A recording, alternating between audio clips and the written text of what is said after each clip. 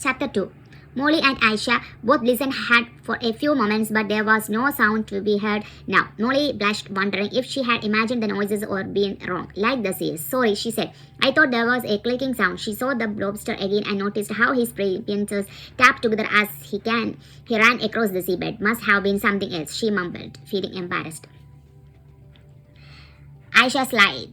No worries, she said, but now she looked disappointed once more. She raked a hand through her glossy hair, then forced a smile. Come on, let's go somewhere else. Molly hesitated. If the seals had thought they had heard something and she had to, shouldn't they explore every bit of this area?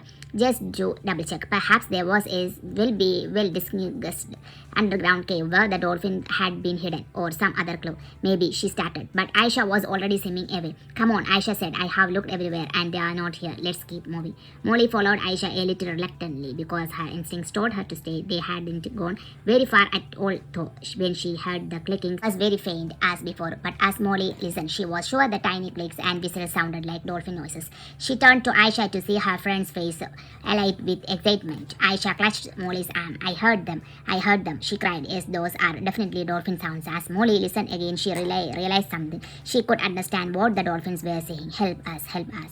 Their tiny voices called plaintively. Help us. Molly felt a shiver run through her at their words. They noticed that her animal charm was shining extra brightly on her necklace. A friendly walrus had given Molly the animal charm as a thank you gift for helping so many sea creatures when Molly and the other shellkeeper mermaids had defeated the evil Darkune Carlotta back in the summer. The walrus had told her that wearing the charm meant she had been helped by any creature if she was ever in trouble while in the sea. She twisted it between the fingers now and saw that a dolphin hologram had appeared on the metal. I think the sound is coming from this direction, Aisha said at that moment, and Molly snapped out of her thoughts to see Aisha pointing towards a sandy hillock a short distance away. But it's weird that we can't see any sign of the dolphins. They must be hidden really well somewhere.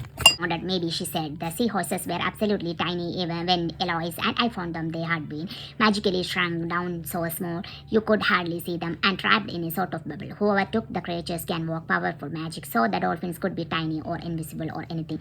She stared around, feeling tingly with excitement at the thought of finding all the dolphins. Thank goodness she and Aisha had in some out of the earshot. Come on, let's have a hunt around, Aisha said, swimming close to the seabed and running her hand through the fine white sand there. Let's check out everything.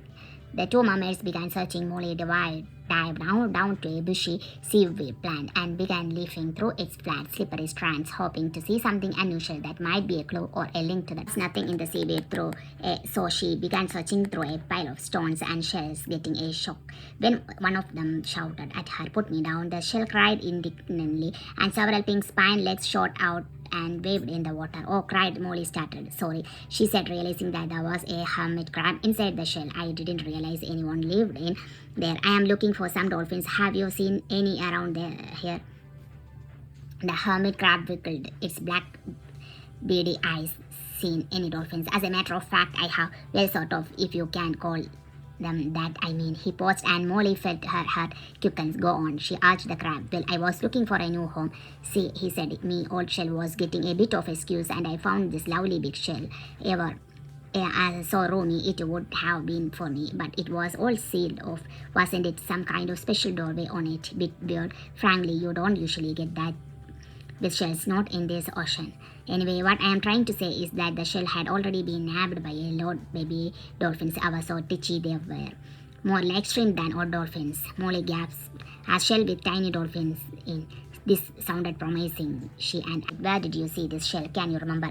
The hermit pointed a claw, then frowned. Oh, it said, staring into the distance. It's gone. It was over there, but it's vanished. Thank you, Molly said quickly, setting the crab down on the sand again. We will have a good look for it. Thank you very much. She swam over to Aisha and told her what she had just heard. The crab was pointing over at that sandy hillock, she said, but it couldn't see the shell anymore. I think we should dig around in the sand a bit. Maybe it's been buried. Brilliant, Aisha said enthusiastically, dimples flashing in her cheeks as she smiled. Come on. The two mermaids swam towards the sandy hillock, but just as they reached it, Molly almost screamed in shock. The hillock had moved and was now rising up from the seabed before her beady eyes. She backed away from it immediately, feeling afraid. During the seahorse rescue, she and the Eloise had been frightened by some kind of sand monster which seemed to be guarding the seahorses. Was this another of the scary god? Aisha, watch out, she cried. I think it might be a sand monster. This is the end of chapter 2.